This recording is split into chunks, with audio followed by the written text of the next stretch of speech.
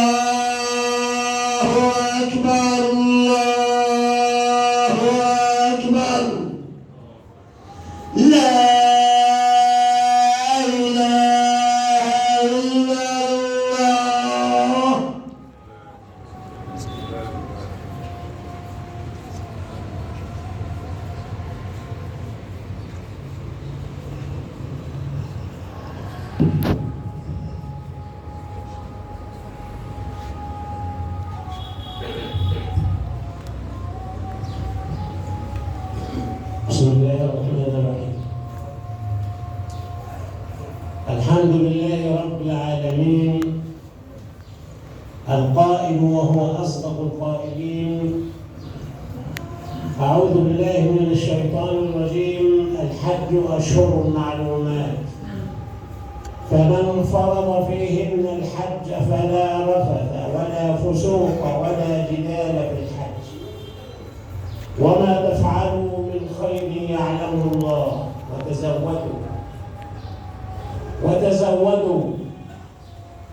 وتزودوا فإن خير الزاد التقوى، واتقون يا أولي الألباب.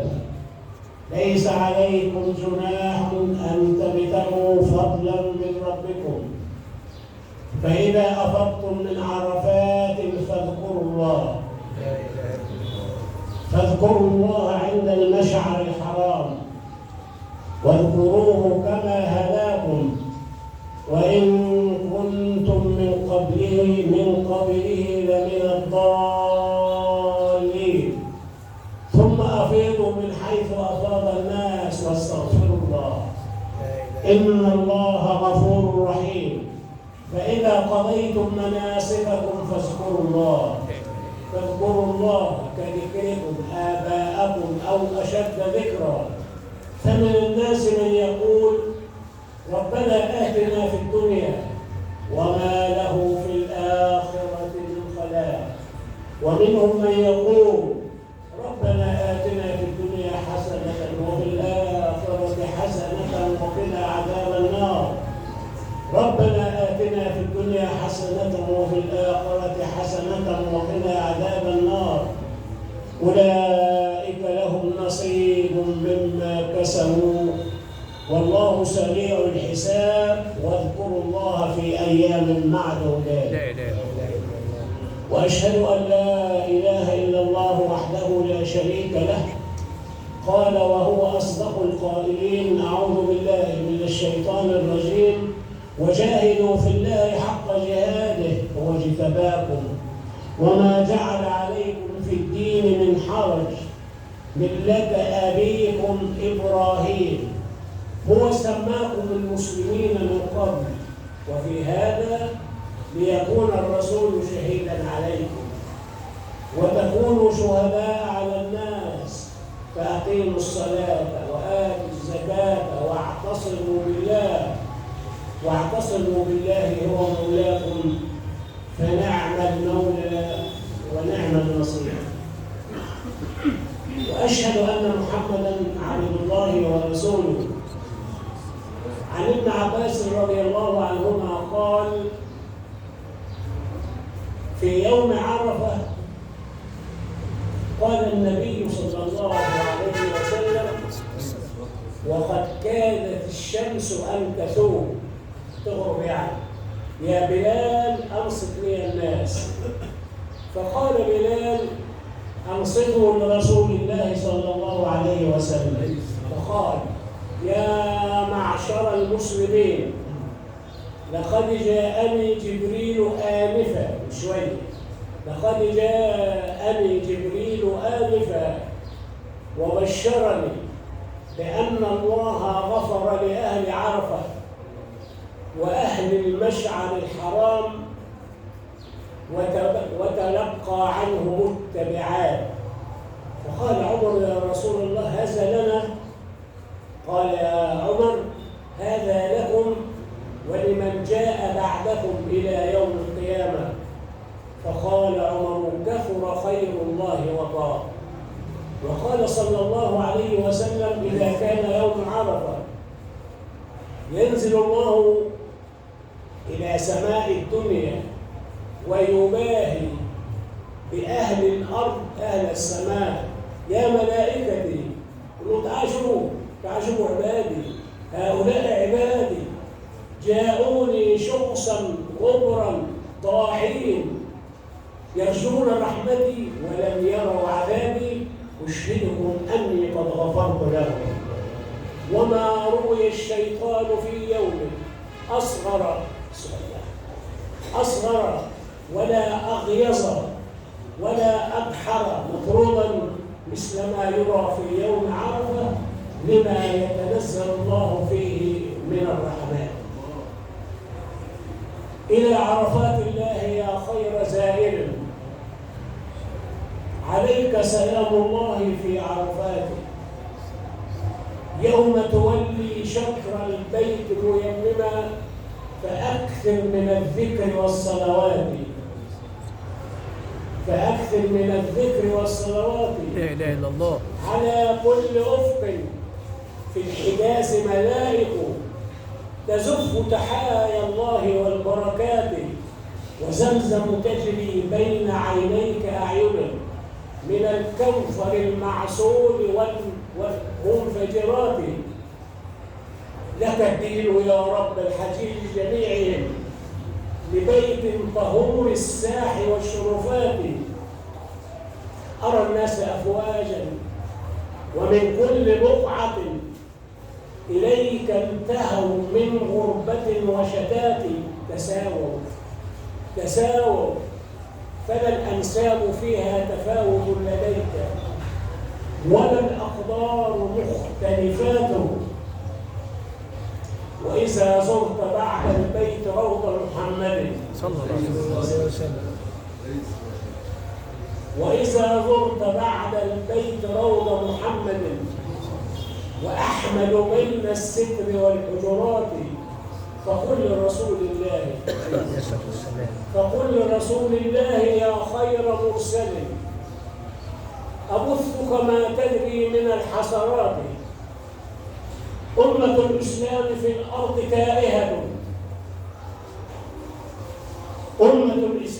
الأرض تائهة يتقاتلون طمعا في ملك وفي ثروات، بأيديهم نوران، نور وسنة، فما بالهم في حادث الظلمات. نساء الغرب في القصور مصورة ونساء المسلمين في الخلوات. رسول الله يا خير مرسل صلى الله عليه وسلم، نسألك الشفاعة في ساعة العثرات. فيا ربي لا تحرم مشتاقا من زيارته، آمين يا رب. واجمعنا يا ربي بفضلك في البركات. اللهم صل وسلم وبارك على سيدنا محمد. اللهم آته الوسيلة والفضيلة والدرجة العالية الرفيعة، وابعثه اللهم مقاما محمودا الذي وعدته انك لا تخلفه.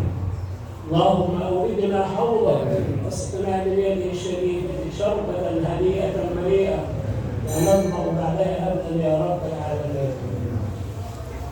حينما أراد الله أن يفرض الصلوات استدعى النبي إليه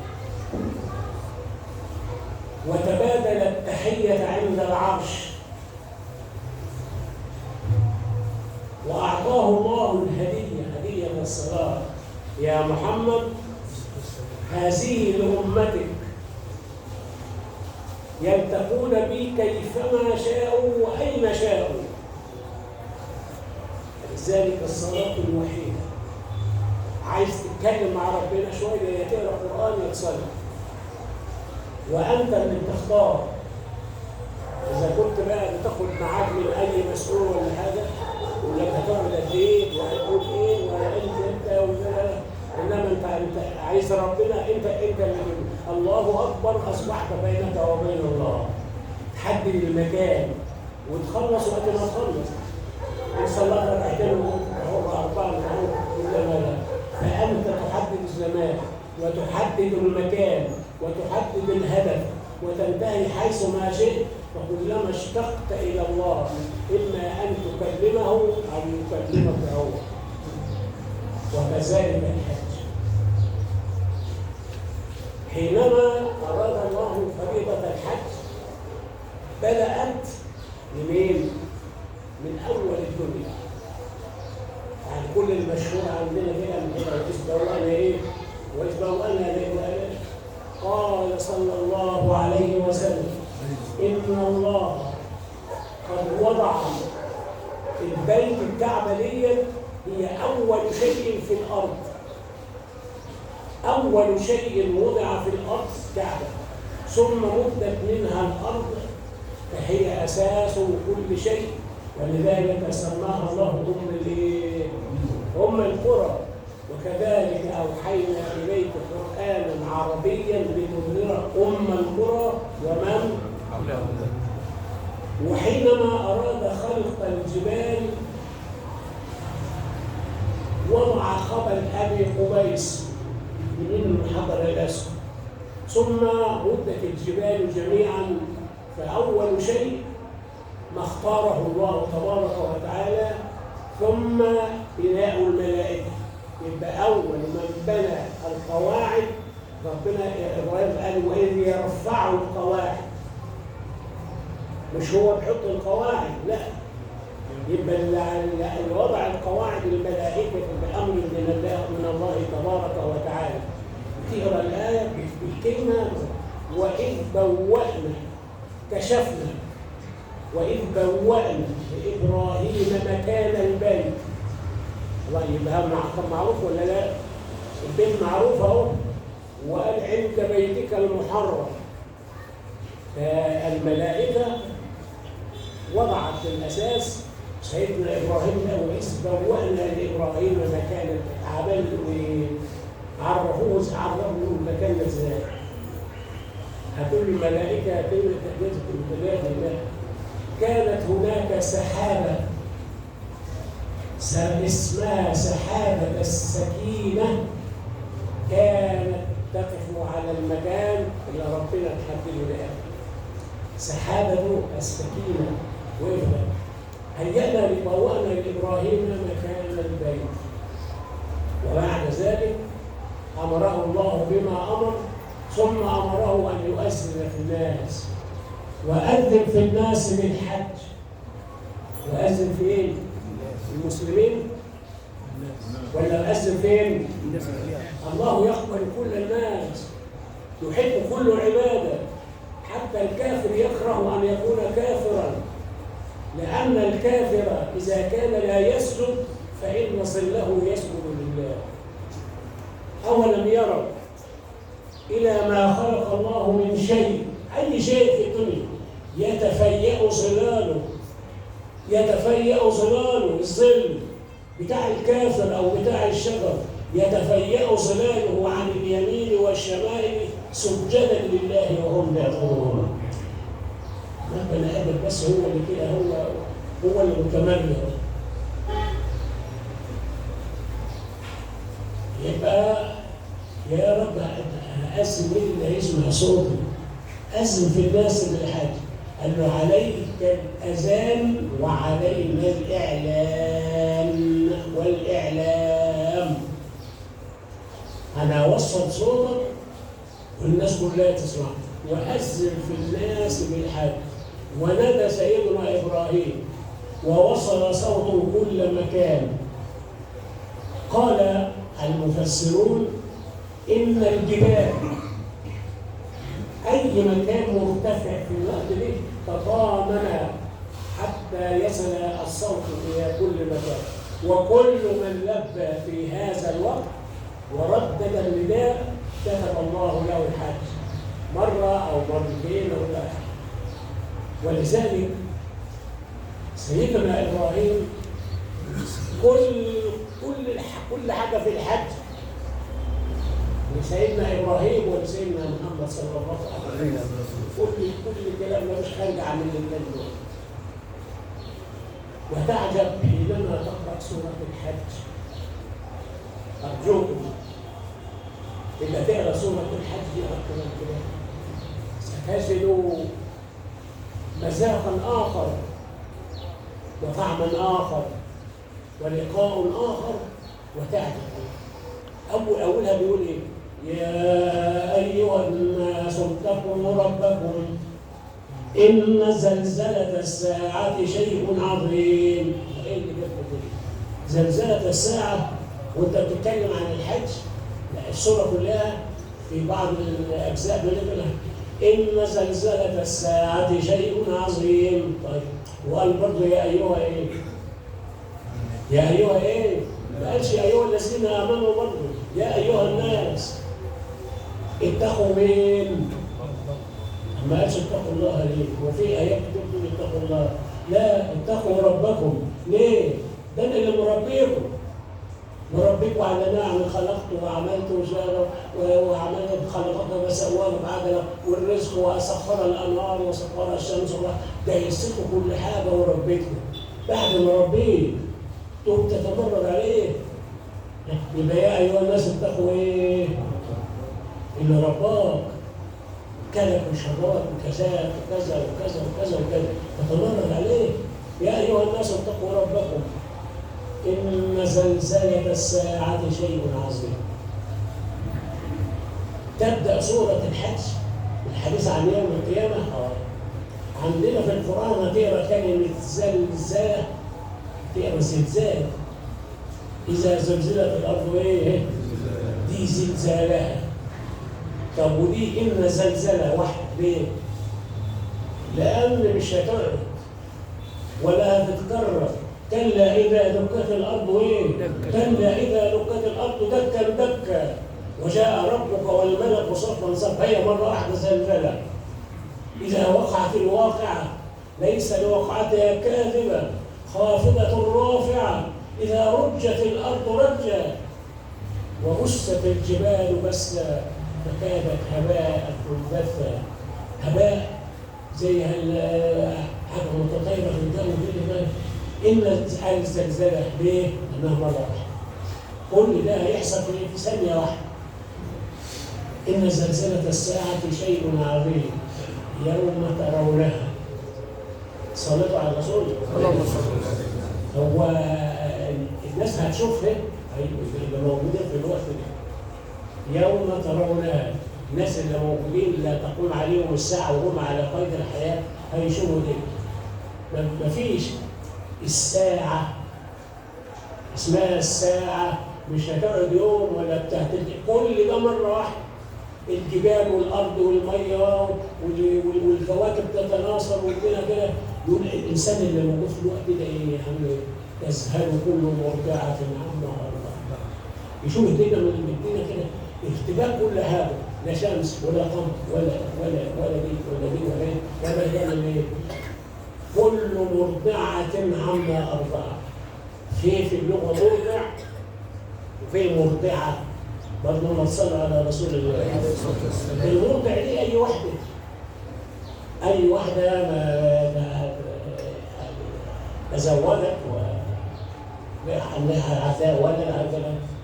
إنما المرضعة اللي قاعدة بترضع، يبقى هي ساعة قيام الساعة قاعدة بإيه؟ قاعدة بترضع بقى ديت تنسى أبناء وتنسى يوم ترونها.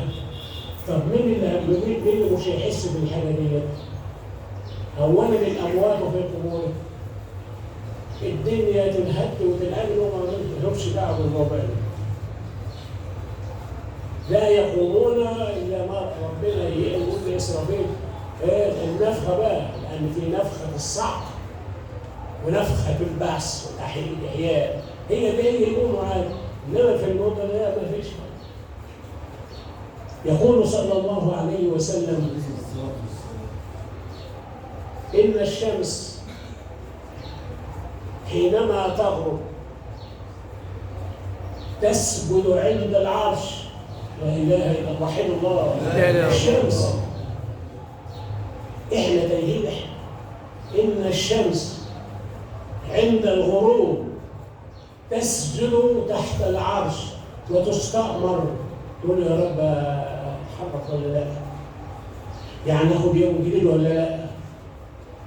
فتستأمر فيأمر الله لها حتى إذا كان يوم وجاءت عند الغروب تستأمر يقول لها ارجعي حيث كنت. ترجع لليه؟ للغرب يعني. ترجع للغرب يبقى تطلع الشمس منين؟ من الغرب، مش هتطلع بقى تاني. يبقى لا ينفع نفسا إيمانها. كله بيسكت وكله بيطيع.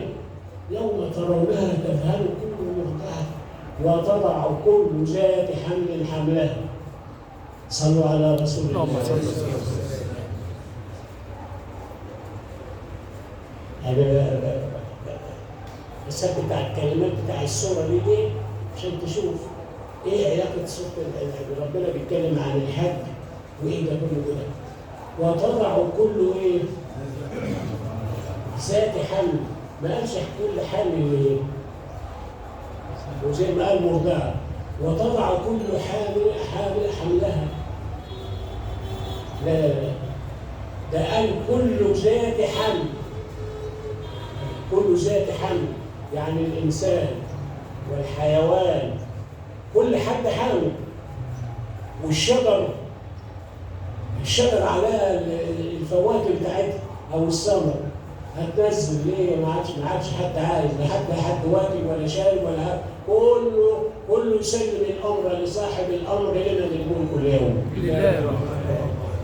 يبقى كل ذات حمل يعني أي حد كان إيه؟ كان بينتج، سواء نساء سواء حيوان سواء طير سواء حشرات سواء الأرض. وتضع كل ذات حمل حملها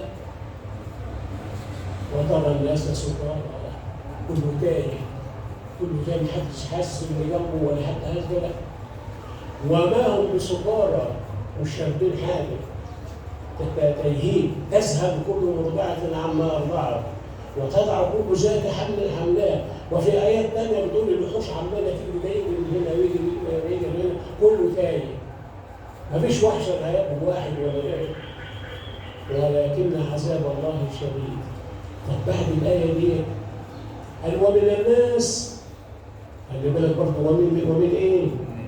التنافر في السورة دي كلها تقول الناس. ومن الناس من يجادل في الله بغير علم. هذه البين والسنة يجادل في الله بغير علم. لو انت مثلا عارف تكلم يجادل في الله بغير علم. ليه؟ ويتبع كل شيطان مريد. كل شيطان مريد تمرد على الله فهو يكشه كده ويمشي وراه. قال صلى الله عليه وسلم إن الشيطان سيأخذك بأسئلة معينة وانت قاعد لوحدك كده حد ما يوصلك إلى سؤال من خلق الله. هيتم واخدك وبتحصل للناس كلها. بتحصل للناس كلها ما تقولش كده أبدا.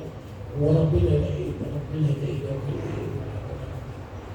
وهو فين؟ وهو هيتم يوصلك، قال لك هيوصلك لمين؟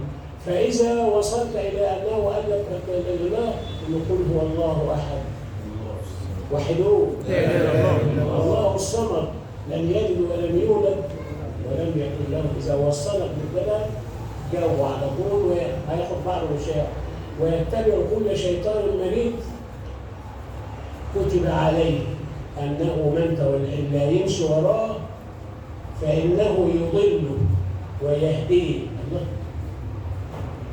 يضله ويهديه ازاي بقى؟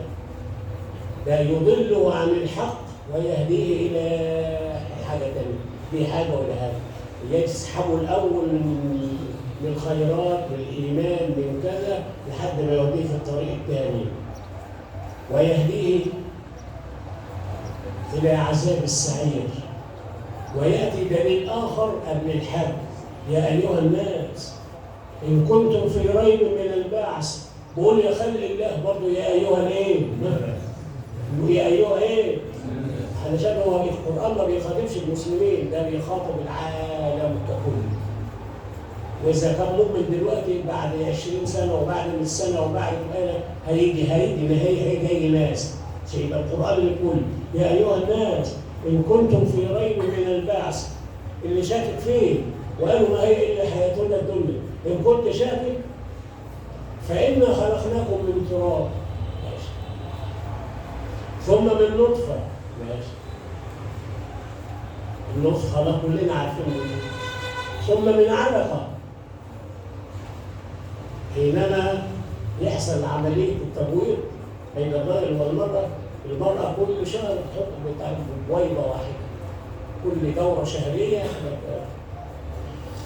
والإنسان المادة المنوية دي فيها بالآلاف، ففي واحد منهم هو اللي يخترق البويضة، ده واحد بس، واحد من 1000 أو من أكثر من 1000. إذا اخترق البويضة خلاص بقت اسمها بقى إيه؟ بقت اسمها أمشاج. إنا خلقنا الإنسان من نطفة إيه؟ أمشاجا. يبقى الأمشاج اللي هي خلاص بقت إيه؟ بقت خصم. تقوم تلزق بقى في الرحم اللي هي العلقة. تعمل زي العلقة دي. يعني حاجة إيه؟ مش راضي يسيبك هنا ولا، يبقى علقة يعني تلزق في الرحم.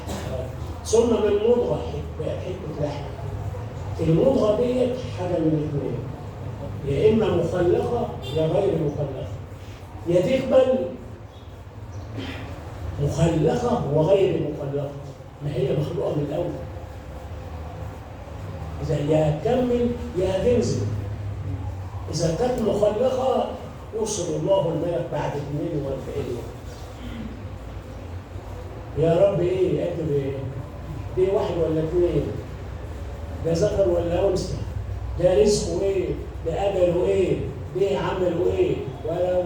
ويروح يقول له روح بقى على الكتاب اللي مكتوب له شوفه، ويسألها الله سبحانه وتعالى. الملك كلها يخاطب النطفة اللي عندها 42 يوم، يقول لها من خلقك؟ تقول الله.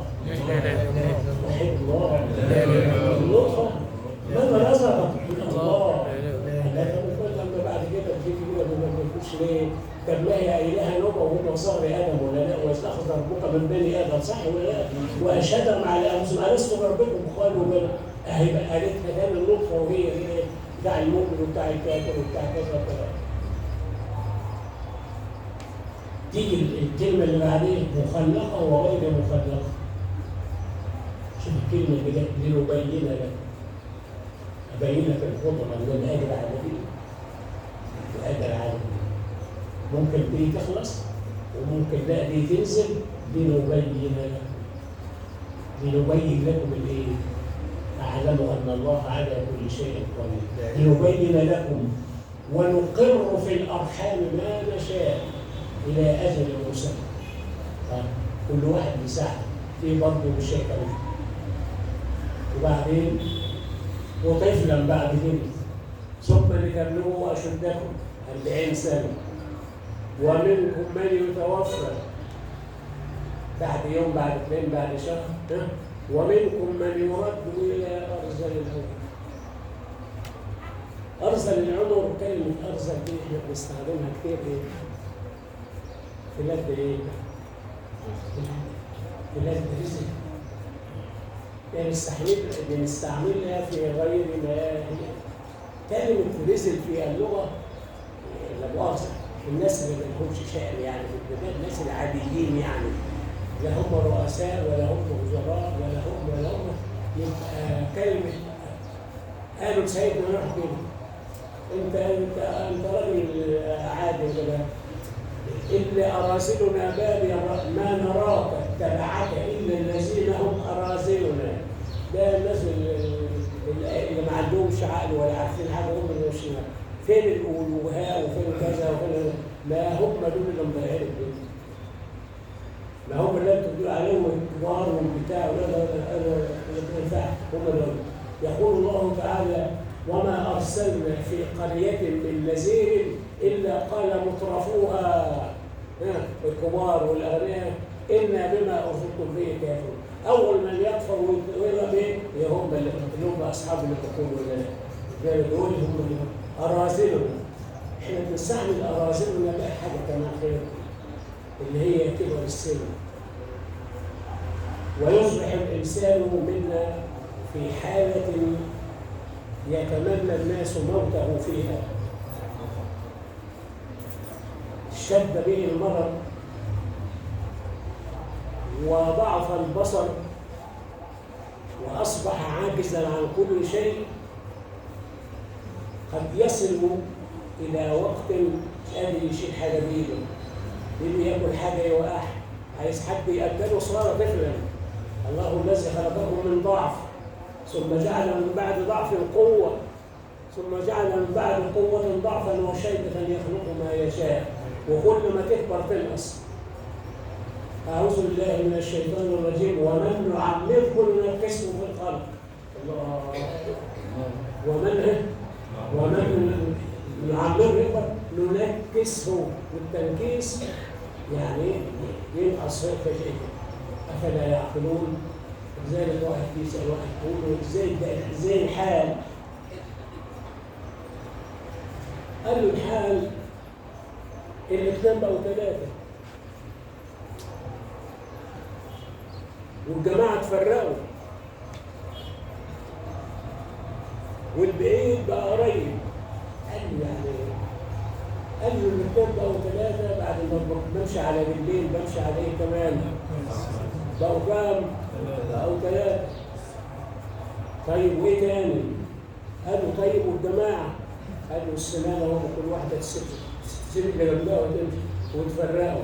والقريب والبعيد قال له ما العين بعد ما كنت بشوف على كذا لما كنت بشوف بعيد وهنا وهذه هي تبدأ واحدة بواحدة إلى أن يكون ذلك يصل الإنسان إلى أن يكون مكروها بين أهله. ولذلك عجبني حاجة معينة أولا. واحدة كانت بتسأل واحد بتقول له طبعا أنا متجوزة وأني طبعا متجوزة وأهلي وجوزي والكلام ده ومرات أخويا معايا، ما هي بتحطوا لي الأكل.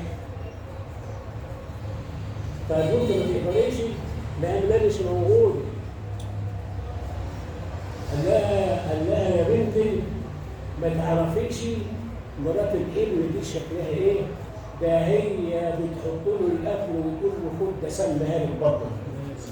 ليه؟ ده حاجه غير غصب عنها. انما انت لما تيجي تحط له الاكل والبتاع تبقى قلبه مستريح وتدعي بالهنا والشفا والكلام ده. اذا واستعاذ الرسول من أرذل العمر. قال وأعوذ بك أن أرد إلى أرذل العمر. يا رب ما تخليش وأنا ولا تكن عندك، لا تصبح ضيفا ثقيلا. الضيف الثقيل مش اللي احنا عارفينه، الضيف الثقيل الإنسان منا إذا كبر لهذا الحد. لا تكن ضيفا ثقيلا يكره الناس لقاءك.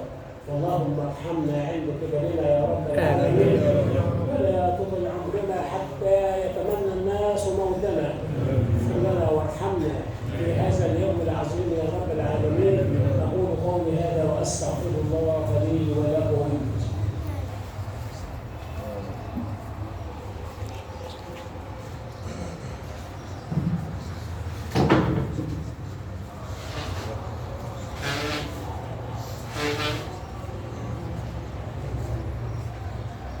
بسم الله الرحمن الرحيم. الحمد لله رب العالمين، والصلاة والسلام على أشرف المرسلين سيدنا محمد وعلى آله وأصحابه أجمعين.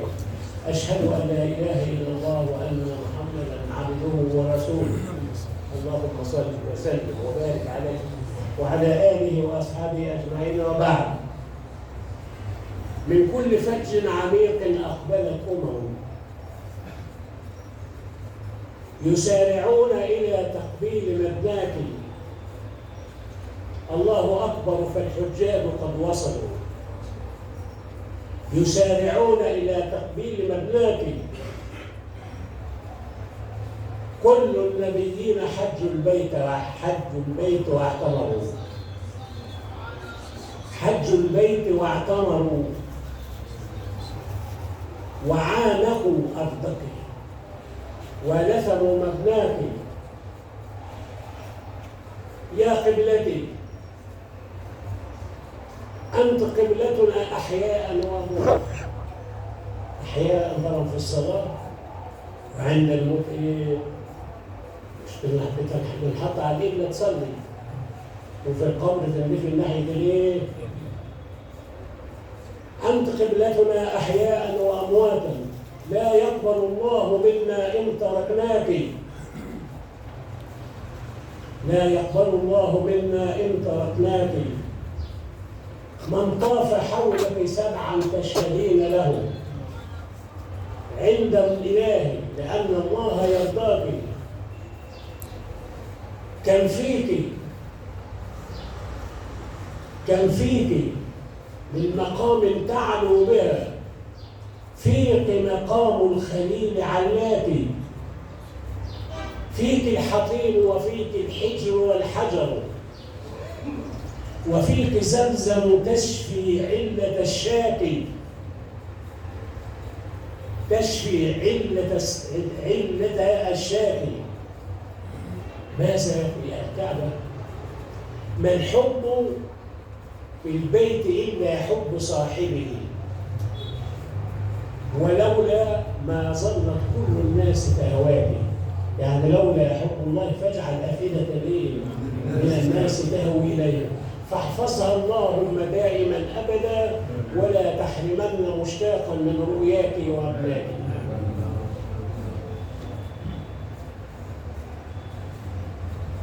وترى الأرض هامدة. كل الكلام عمال بيقول الحاجة الإيمان بالله واليوم الآخر، كل الاثنين دول. وترى الأرض هامدة فإذا أنزلنا عليها الماء اهتزت خضرت.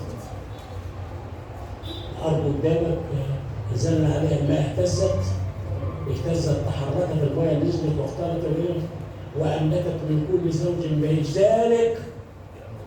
ذلك إيه بقى اللي في شوية اللي فاتوا دول؟ ذلك بأن الله هو الحق وحدوه. ذلك ده كده بأن الله هو الحق، وأنه يحيي الموتى، وأنه على كل شيء قدير. تاني، وأن الساعة آتية لا ريب فيها، وأن الله يبعث من في القبور. ثم بقى علشان ننتهي يمسك بقى الشيطان ليه؟ ربنا بيسأله سؤال: ما منعك أن تسجد إذ أمرتك؟ وفي آية ثانية تيجي لام زيادة، لا، ما منعك ألا تسجد إذ أمرتك. بينهم ما منعك أن تسجد، الثانية هتزيد لا بقى، ما منعك ألا تسجد. قالوا هي دي طب بيكررها لا يديها ولا. ما منعك أن تسجد دي من نفسك أنت، ألا تسجد يبقى حد اللي قال لك. أنت ما عملتش حاجة، لا من نفسك لا حد قال لك، يبقى ما منعك أن تسجد من نفسك أنت. وما منعك الا تسجد؟ حد قال لك من الملائكه ولا حد قال لك غيري؟ والاجابه واحده. وانت عارف خلقتني من نار وخلقته من طين. وانت بقى قال له طب اخرج منها وطلبوا كذا. قال له انا عايز اكمل لحد يوم القيامه. قال له انت ايه يعني ده؟ طيب. قال له هحسبك يوم القيامه. طب وبعدين؟ قال له بقى بدأ إن أنا هوريك عمايل فيهم فبعزتك لأغوينهم أجمعين. فبعزتك العزة كده لأغوين إلا عبادك منهم المخلصين. هو قال على نفسه المخلص بالله من يقدر إيه؟ من يقدر أجي يملكه. قال له طب هتعمل إيه يعني؟ سيأتينهم بين أيديهم ومن خلفهم وعن أيمانهم هيحوموا من كل حتة. طيب ربنا قال له أنا هقول لك أنت كذا. أنا هقول لك أنا عارف إنك هتعمله إيه. واستفزز من استطعت منهم بصوتك في الإسراء. استفزوا كده عباد الله إيه؟ ألم ترى أن أرسلنا الشياطين على الكافرين تؤزهم أزا. دي بقى في أمر الله يا أخي. يقوم كده يحركوا روح على ناحية حرام. واستفزز من بصوتك. إيه الصوت يا جماعة؟ اللي هو الغنى. اسمع لك أغنية حلوة مش عارف. واستفزز دي بقى سورة الإسراء. واستفزز من استطاع منهم. حرك فيه الشهوة، حرك فيه كذا. الأفكار ده. واستفزز من استطاع استفزوا. كانوا عايزين يعملوا كده مع الرسول. كانوا لا يستفزونك. واستفزز من استطاع منهم بصوتك وأشرب عليهم بخيلك ورجلك. اعمل كل حاجة. الله هم لهم خيل. الآية وأجلب عليهم الجلب الصوت وساعد الخيل وأجلب عليهم بصوتك ورجل. الرجل اللي هو الماشي. يبقى في ناس راكبه خيل وفي ناس هنا. وشاركهم في الأموال والأولاد. وشاركهم في الأموال والأولاد. إلى هنا سنتركهم. لقد مر الوقت بنا ونحن معكم في رحاب الله. نسأل الله تبارك وتعالى من فضله اللهم اغفر لنا وارحمنا وعافنا واعف عنا اكرم نزلنا يا رب العالمين. اللهم اشف مرضانا ومرضى المسلمين. اللهم تب على العصاة والمسلمين. اللهم لا تدع لنا ذنبا الا غفرته ولا دين الا قضيته ولا مريضا الا شفيته ولا منتقلا الا رحمته ولا تائبا الا قبلته ولا صاحب حاجة الا قضيتها ويسرتها بفضلك وكرمك يا ارحم الراحمين. عباد الله إن الله يأمر بالعدل والإحسان وإيتاء ذي القربى وينهى عن الفحشاء والمنكر والبغي يعظكم لعلكم تذكرون. اذكروا الله تبارك وتعالى. هذه الأيام المباركة لا تنس فيها ذكر الله. فهو خير الدعاء دعاء عرفة. خير الدعاء دعاء عرفة. وأفضل ما قلته أنا والنبيون من قبلي لا إله إلا الله. لا إله إلا الله. الله أكبر. الله أكبر. الله أكبر. لا إله إلا الله. الله أكبر. الله أكبر ولله الحمد. الله أكبر كبيرا والحمد لله كثيرا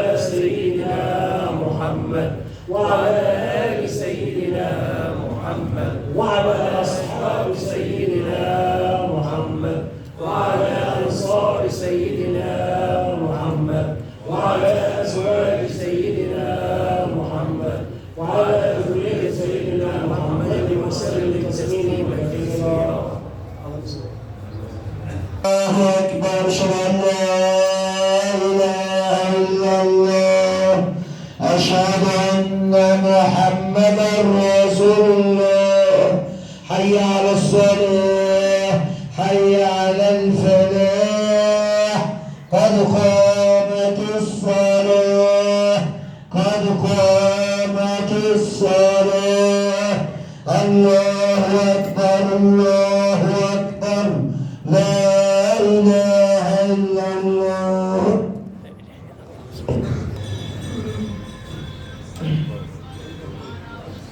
استقيموا يرحمكم الله.